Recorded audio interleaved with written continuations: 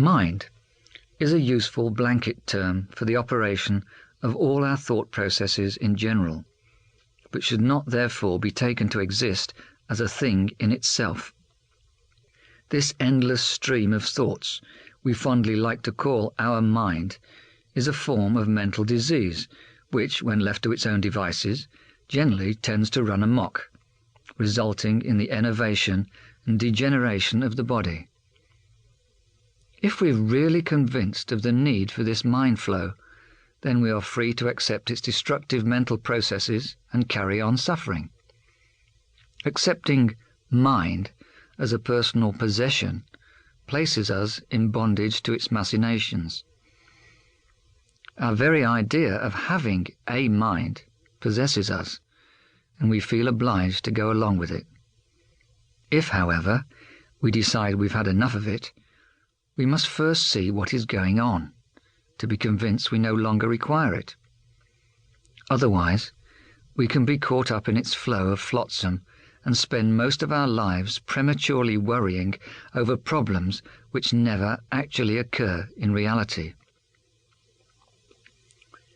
Such negative, worrisome or fearful attitudes of mind prepare the way for the development of bodily malfunction.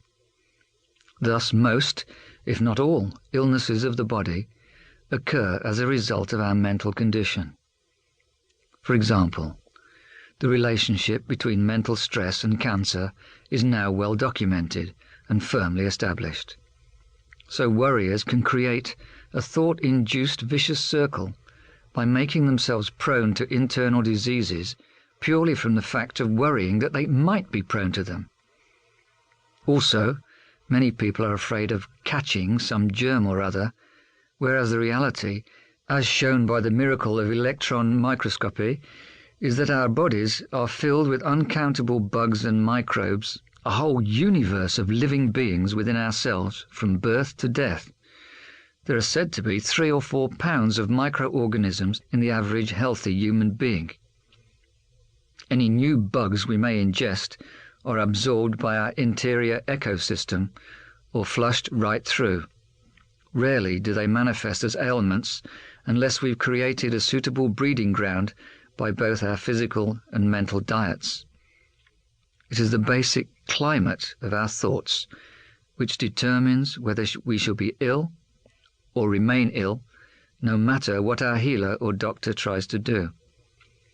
Thus, every illness may be seen as a form of subtle wish fulfillment or poetic justice, according to the cosmic law of as we sow in the soul, so shall we reap in the body.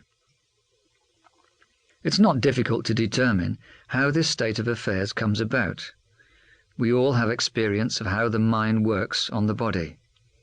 Embarrassment gives us flushed faces and throbbing temples, and fear makes us tremble and turn white, with palpitating heart, shaky knees, and gooseflesh skin. And stomach knots from jealousy, anger, or apprehension are known to everyone.